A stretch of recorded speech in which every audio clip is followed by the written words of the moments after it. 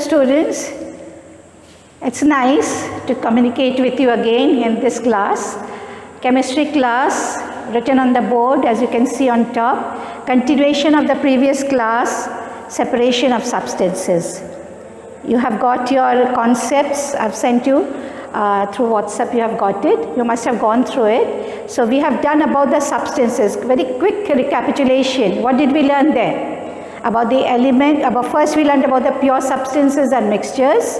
Then we have learned about the types of the pure substances, the elements and the compounds. And then we have gone to the mixtures. In the elements and compounds we have learned elements are all made out of only one type of the particles.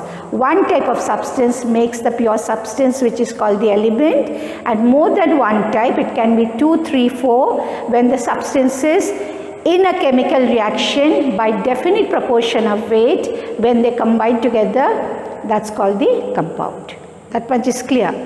Now, also we have discussed two words. One is the atom, one is the molecule. For both we have said that both are smallest particle. Atoms may or may not exist, but molecules are the smallest particle which exists by themselves, and atoms combine to make the molecules. Right? Now, you know, in the universe, when we talk about elements, there are about 102 elements. Out of 90 are the natural one, and rest are man-made elements. Clear? Now, in the universe, the most basic elements, do you know what are they? That's hydrogen and helium. In the universe, the two most basic elements that make the most of part of it, that's the hydrogen and helium. Now, what about us? You'll be surprised. We are also living things, but we are made out of the living matter, that is the protoplasm. The living matter, the living substance, the protoplasm. Which are the elements present in it? Carbon, hydrogen, nitrogen and oxygen. So we can say, isn't it surprising? We can also say that we are made out of also carbon, hydrogen, nitrogen and oxygen. Other than other elements also compounds. These are the basic things. So elements are the basic building block of all the matter. Right? Now, today, before I go to the separation process, I'll talk about one more term, that is called atomicity. Atomicity. We have already discussed it, but I hadn't used the term in the previous class. What is atomicity? Just now I said atoms combine to make a molecule. Okay? Now, what is atomicity? Atomicity is the number of atoms. What is atomicity? It is the number of atoms. For what?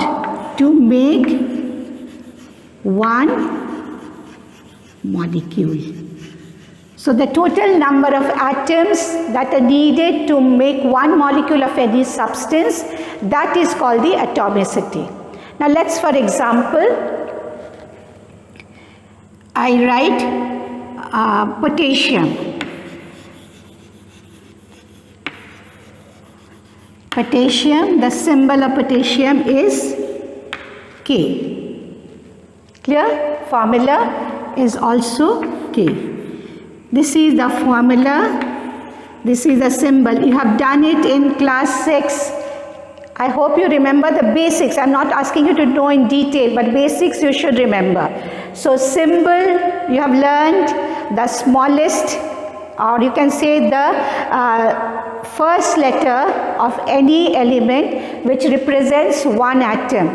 This is representing one atom, this is representing one molecule. Okay. Now when I draw the symbol and molecule as same, that means one atom only making one molecule. That means atomicity of potassium we call it as monoatomic. Another example, like you take helium. Helium. Symbol is He, formula is also He. So this is also monoatomic. That means Atomicity means, this word atomicity means how many atoms are present in the formula. This F is a formula. No number means 1. So potassium, I've written no number here, 1, 1. That means one atom is making one molecule. Helium, one atom is making one molecule. So when there is in one molecule, when there is only one atom, this is called monoatomic. Now let's take an example of hydrogen. Symbol of hydrogen is H. But formula of hydrogen is H2. I explained it the other day. That means one atom of hydrogen cannot exist. To make one molecule, one complete molecule, always two atoms are needed. So that means in one molecule of hydrogen, how many atoms are there? 2. So this is called diatomic. Di means 2. You take nitrogen, you take oxygen. Let's take few examples to get it more clear. Nitrogen symbol is N, but formula is N2. Oxygen symbol is O, but formula is O2. That means all these elements, hydrogen, nitrogen, oxygen, they are diatomic because in one molecule they have 2 atoms. Because if you write the formula, symbol is correct, but for formula if you write this, it's wrong. You have to write, because this is the diatomic element. Okay, now the third one, let's take let's take the other one. Ozone.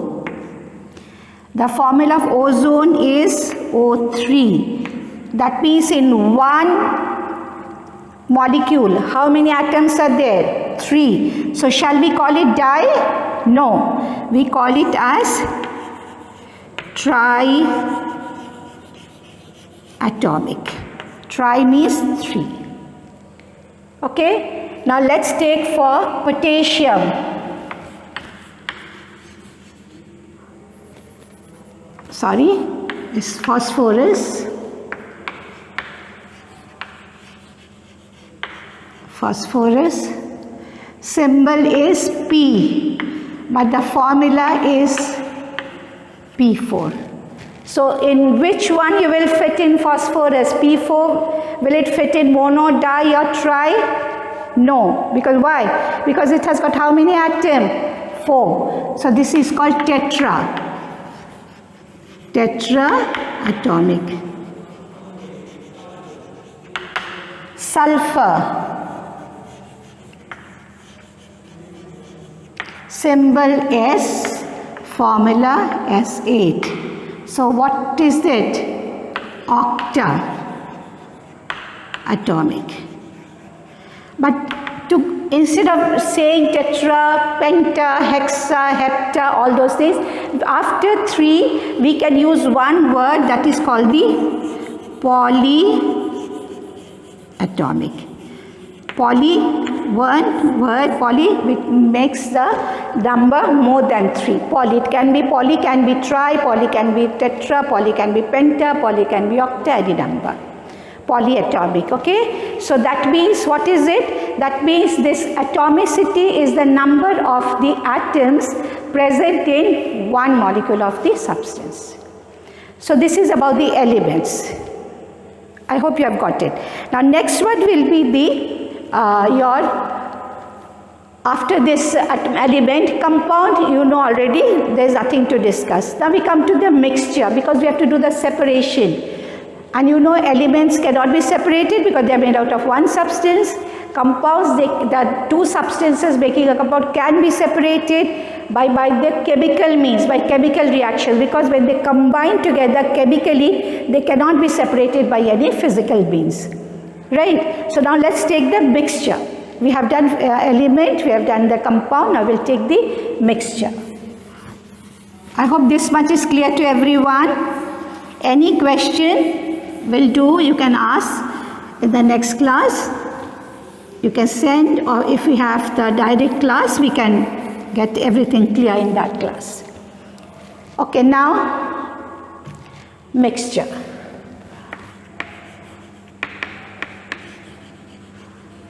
mixtures. Mixtures, remember? 2, 3, any number of substances just mixed together physically, no chemical reaction, just physical methods you mix and you get a mixture. Now, mixtures are of 2 types. What are the 2 types? One is called homogeneous and heterogeneous. Homo means same. Homogeneous, equal. Not same exactly, it will be equal. Now let's take for the example. You take a glass of water and you put sugar. Just put sugar in it. Any amount of sugar you put in it. And you take another glass of water and you put little bit of soil, mud in it. This is the sugar in water. This is what we call it as sugar solution, and this is mud or soil solution. Okay. What is the difference between the two? When you mix sugar in water, does the sugar mix uniformly throughout the volume of the liquid? You take 1 spoon of sugar, half a glass of water, you put it there, you stir it. Even if you don't stir it, leave it for some time.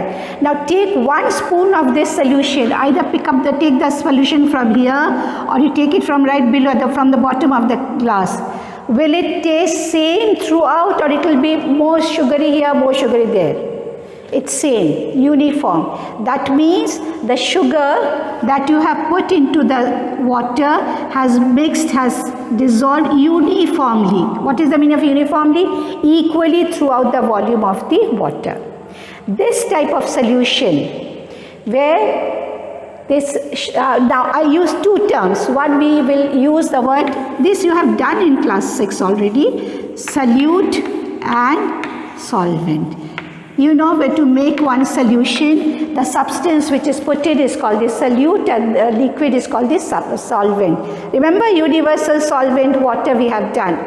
So here sugar is the solute and water is the solvent. Right. So now the solute has dissolved equally, uniformly in the given volume of the solvent.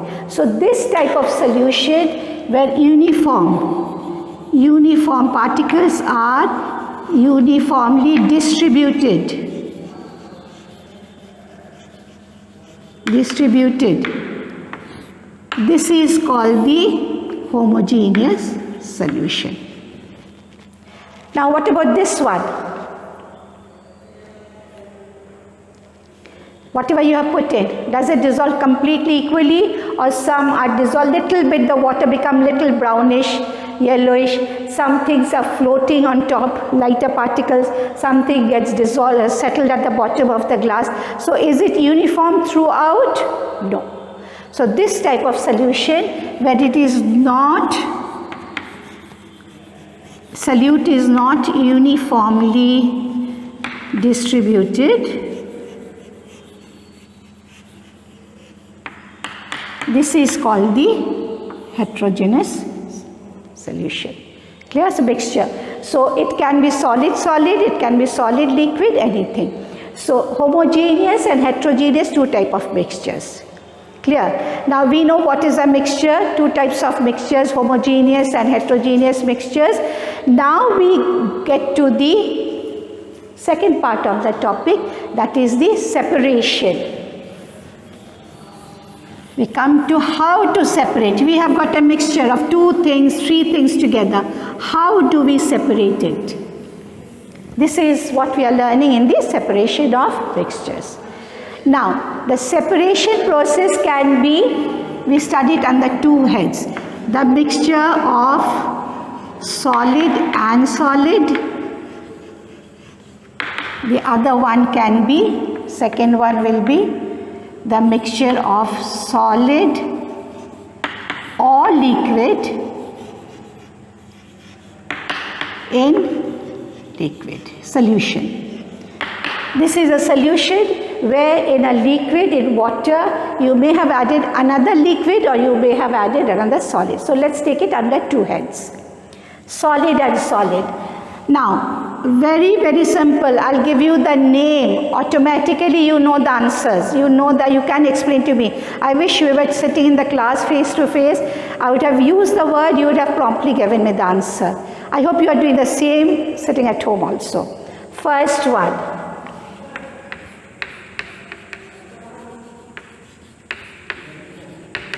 Hand picking. Yes, I can visualize that everyone is putting up their hands. Hand picking. I've seen your mummy. Before she cooks the rice or she cooks the dal, what does she do? She picks up, she cleans up. Because the particles are different in shape and sizes, with the hand only we can separate them. So this is one of the methods. These are all physical methods, no chemical reaction here. So it's one of the method of hand picking. Second one, winnowing. You know what is winnowing?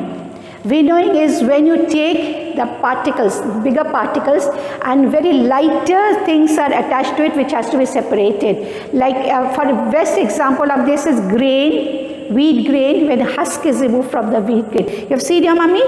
On a big plate or something that she takes it and she whistles like that. So with the with the motion, the lighter one will be taken off. So that is the method called the winnowing. Third one will be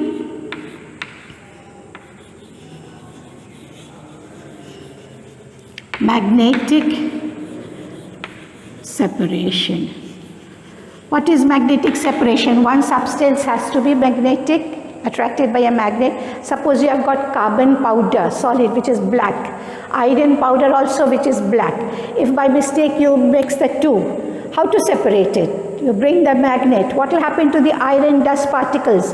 They will be attracted by the magnet and the other substance will be left behind. So if any of the two is a magnetic substance attracted by magnet, so you can use this method for that.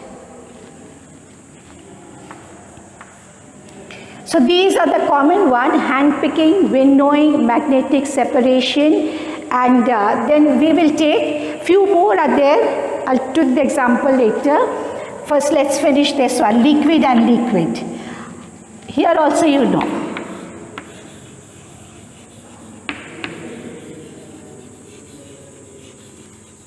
Sedimentation. What is sedimentation? You know what is sediment. You take some insoluble. Obviously it has to be insoluble substances. Suppose you got something dropped in your, you have got a glass of water and you've got something in that. So you if it's a heavier one, it will settle down. When it settles down, it becomes a sediment at the base. Then you take off, pour the liquid part from top and you separate this. But if it's a finer one, then what do? We do filtration. By filtration, what do? We use the filter paper. You have seen in class 6 in the lab we have done with the filter paper. Most very example of is the one which is filter out, like your tea. Your mommy is making the tea. She filters out. The tea leaves are separated and your tea is coming out. Clear? That example can also go here for another one which is called sieving. Through the sieve, you know, sieve means holes. You have seen the wheat flour. Your mommy must be sieving it to remove the little bit of husk from it. So sieving is the method also, separation from the powdery thing, but one will be a little bigger and one will be a little smaller. Now come back to this liquid and liquid. Filtration is there, sedimentation is there. You know decantation also, along with the sedimentation and decantation. Then one new word you learn here is fractional distillation. Fractional distillation. Now this is a method of two liquids. For example, let's take alcohol plus water. Now both are liquid. Now each one will have their different boiling point. Okay, so it's just like a distillation process. Like you take a jar, you take the solution here, put the heat here, tripod stand, This is a fixed, and you put one thermometer here. And then from here, one delivery tube coming out. So just a rough diagram, the liquid is collected. Now, when this is heated, the one which will have the low boiling point, suppose you know water boils at 100 degree, alcohol boils at lower temperature.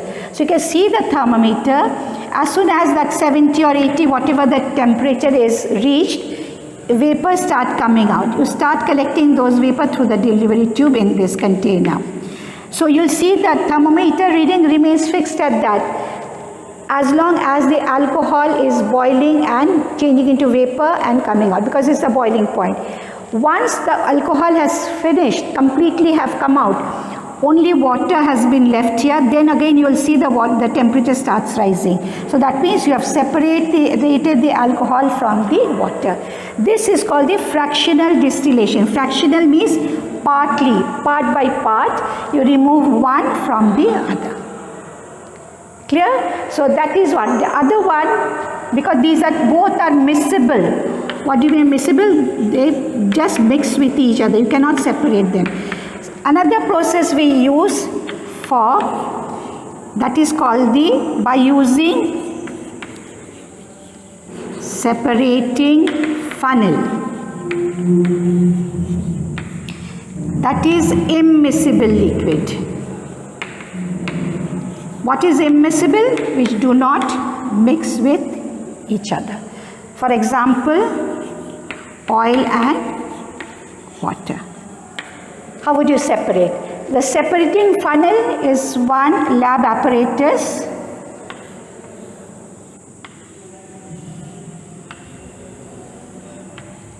It's like this. There is a stopcock here. You pour the liquid in this, it's fixed up with the thing, and you get one beaker here. You pour the liquid in this, there's a stopcock here. You open the stopcock, drop by drop. Now this is oil and water. You know water will remain, oil is like oil will float. So what happens when you open the stopcock, you can see the heavier part which is coming down. You can clearly see. When you see the last of that water has dropped in, only oil is left there, then you close the stopcock. So you have separated the two miscible liquid by this method, by using separating funnel. So every day we are using so many different methods for separating. These are all physical processes. Nothing, no chemical reactions are taking place here. So by using the different methods, we can separate the mixture, all the different substances put in the mixture. If it is solid and solid, it can be solid and liquid, like this is solid and liquid, or it can be liquid and liquid, liquid and liquid. So it's a very easy topic, this one. So what we did, we finished this chapter today, separation of substances. First we have learned what are the substances, what do we mean by the substances, what are the pure substances, what are the mixtures, types of the pure substances.